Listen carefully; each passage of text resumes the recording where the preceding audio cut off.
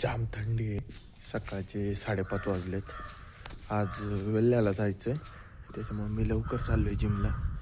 Gym वगैरे करून घेतो पटकनी, कारण की 7:30चा टायमिंग दिलेला आहे निघायचा.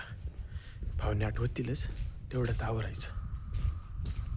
जिममध्ये आलो तर जिममध्ये काहीच गर्दी नव्हती. तेव्हा मला कळालं सकाळी सकाळी खूपच कमी लोक येत आहेत व्यायामाला. नंतर सगळे पूर्ण झोप झाल्यानंतरच येत आहेत, जसा मी पण येत होते. नंतर मस्तपैकी वर्कआउट मारला. वर्कआउट करता करता युवराज दादा आले होते. युवराज भाऊंचा बायसेप म्हणजे फुल टाईट नियोजन, कडक दिसत होता बायसेप. वर्कआउट झाला, शूज वगैरे काढून ठेवले. म्हणलं चला आता निघूया रूमकडं, कारण की परत जाऊन आवरायचं होतं. भूषणदादांचे कॉल आले ते. भूषणदादा गाडी घेऊन आले मस्तपैकी. मग आम्ही नंतर वैष्णवीला घेणार होतो आणि मग वेल्ल्याकडं निघणार होतो. सगळेजण आलो मस्तपैकी प्रवास करत. वेल्ल्यामध्ये पोचलो आहे, जिथं नाश्त्याची सोय होती तिथं थांबलो. इथनं आमचं जे गाव आहे ते एक 4-5 किलोमीटर अंतरावरच होतं. ही मिल पाहिली आतमध्ये, म्हणजे राईस मिल आहे. याचं एका तासाचं 4 टन प्रोडक्शन आहे. भाऊने गाडी आणली होती, त्यामुळं आमचा प्रवास खूप सुखसोयी चालला होता. वैष्णवीला उपवास होता, पण वेफर आम्ही खात होतो. पोहे वगैरे घेतले मस्तपैकी.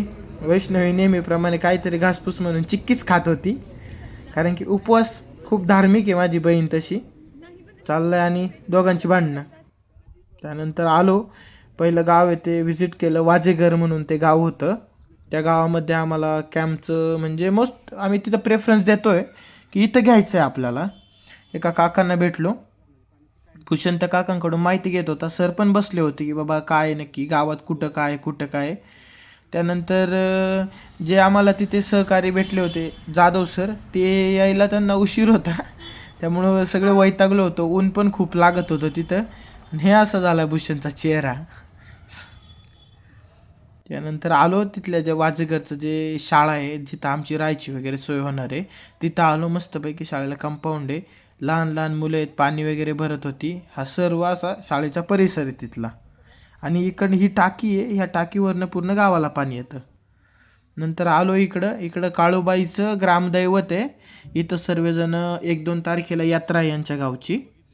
त्यानंतर परत चालू दुसरं गाव व्हिजिट करायला. वैशू झोपली होती. भूषण भाऊ इथून तिथून ड्राईव्ह करत होते. विष्णू सर शेजारी बसले होते. त्यानंतर चाललो पुढं चालत. खूप घाट होता. आलो त्यानंतर इथं आलो आता आम्ही केळदमध्ये. केळद म्हणजे हे आहे आमचं मागच्या वर्षीचा कॅम्प. इथंच आम्ही हे 2 वर्षापूर्वी इथं आम्ही कॅम्पला होतो. भूषण भाऊने खायला घेतलं. नंतर मग आम्ही आता कुठं, तर आम्ही जिथं आंघोळी करायचो आमच्या कॅम्पच्या वेळेला, तर तो एरिया सरांना दाखवण्यासाठी परत तिकडं चाललो आहे. तर सर पण म्हणले दाखवा मला पण तुम्ही कुठं नक्की एन्जॉय केलं आहे. नंतर आलो इथं. हे बघा ही नदी होती, ह्या नदीला त्यावेळेला थोडं पाणी होतं. इकडं आम्ही आंघोळ करायचो, ही साईड पण करायचो. त्यानंतर आलो आम्ही जिथं आम्ही श्रमदान केलं होतं, म्हणजेच कष्ट केले होते, त्या बंधाऱ्यावरती. बंधारा पाहिला, त्याचे मोठे मोठे जे दगडं होते ते सगळे दगडं तिथं होते शिल्लक. ह्या बंधाऱ्यामुळं मला खूप ॲप्रिसिएशन भेटलं होतं. हाच तो बंधारा आहे. आणि त्या बंधाऱ्यामुळं नाही म्हणलं तरी थोडंफार पाणी अडतंय अजून देखील, 2 वर्ष झालेत. नंतर फोटोशूट चालू होतं. सरांना नेचरचा खरंच खूप नाद आहे, खूप आणि सर आमचे म्हणजे असं फॅकल्टी म्हणून कधी आमच्याशी वागत नाही. खूप भारी वाटतं अशी फॅकल्टी ज्यावेळेस सोबत असते त्यावेळेला. झरा वगैरे मस्तपैकी वाहत होता. त्या जुन्या आठवणी ताज्या झाल्या आणि पुन्हा बाय बाय केलं. या ठिकाणी रात्रीचा 2:30 वाजता आम्ही सगळी मुलं आलो होतो. फायर वगैरे मस्त केलं होतं. खूप छान वाटलं होतं तो पण एक्सपिरियन्स. नंतर मग निघालो आम्ही परत. सर आमचे निसर्गप्रेमी असल्यामुळं एक अनोळखी वनस्पती तिथं दिसल्यामुळं सर त्याचा कॅप्चर करायला गेले ते त्याला. नंतर आम्ही पण निघालो. आलो नंतर त्यानंतर दुसऱ्या गावामध्ये. ह्या गावाची एक खूप वेगळी स्टोरी आहे. पाथर्डी नाव आहे त्या गावाचं. इथल्या मुलांना टाटा केलं. इथं काय आम्हाला योग्य नाही वाटलं कॅम्प घेणं, त्यामुळे इकडनं आम्ही परत रिटर्न निघालो होतो. एक नेव्ही म्हणून गाव आहे, त्या गावाला भेटायचं होतं आम्हाला. पण आम्हाला हे माहीत नव्हतं त्या गावाकडे जाणारा रस्ता जो केळद मार्गे आहे त्याचं काम चालू आहे आणि तो रस्ता बंद आहे. आम्ही फुल आमच्या ताकदीने घुसलो आतमध्ये. हे अशी दगडं होती. हे धरण आहे तिथलं, वेल्ले धरण. नंतर तो रस्ता बंद होता त्यामुळं गाडी इकडे पार्क केली.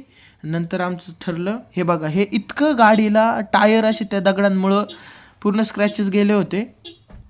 नंतर आमचं असं ठरलं की इकडनं त्या बाजूला म्हणजे नेवीला जायला बोटीने जायचंय. तर तो बोटीवाला सापडत नव्हता. नशिबाने तो आला आणि आम्ही निघालोय आता. मस्त भूषण भाऊ निसर्गाला कॅप्चर करतोय. हा बोटीचा मालक आहे सर, मस्त पाण्याचा आनंद घेत आहेत.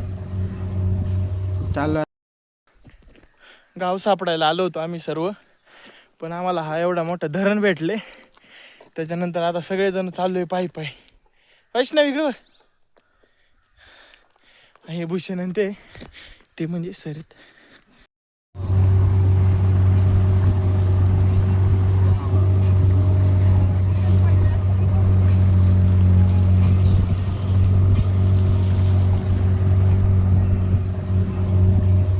परत त्या गावामध्ये पोचलो. गावामध्ये बघितलं तर सरपंच आले होते. गावची ग्रामपंचायत पण छान आहे. म्हणजे नाही का नेवी ग्रुप ग्रामपंचायत आहे. छान आहे. इथलं निसर्ग खरंच खूप छान आहे. एक वेल्हा हा तालुका जरी डेव्हलप नसला तरी निसर्गाने संपूर्ण भरलेला आहे. पाऊस होता बेकार दमलोय. आणि हे आमचे बघा हे 2 जण आहेत. हे फक्त फोटो आणि याच्यातच चालले यांची जिंदगी. आता सुद्धा तेच चाललंय त्यांचं. आता बोटीवाला येतोय आमचा. हा आमचा बोटीवाला भाऊ आहे. याला आम्ही विचारलं बोट आपलीच आहे का? हा म्हणतो नाही भाऊ माझी नाही. नंतर म्हणलं तुमचीच आहे का? तरी म्हणतो माझी नाही. मग म्हणलं कोणाची? म्हणतो भाड्यानी. आता आम्ही दादा तू हाय कर सा. हे आमच्या बोटीचे मालक आहेत. हे वैष्णवी ताई आहे. भूषण भाऊ बसलाय. आमचे सर आहेत. मस्त पैकी आमचं आता गाव पाहून झाले. गाव पण एकच नंबर होतं. आता निघालोय परत आम्ही. चला गाव पाहून झालं. नंतर आम्ही परत निघालोय वरती. त्यात ही चढा पण इतका होता ना त्याला प्रमाणच नाही. पण आमचं कसं आहे प्रत्येक गोष्टीचा आनंद घेत चालायचा. जसं भूषण दादा घेतोय. पूर्ण मस्तपैकी गेलो चढत चढत. नंतर मग गाडीकडे आलो. गाडीचे पण हाल खूपच बेकार झाले होते. हे टायरांवरून दिसत होतं बरं का. म्हणजे जामच आमच्यासारखी गाडी पण दमली होती.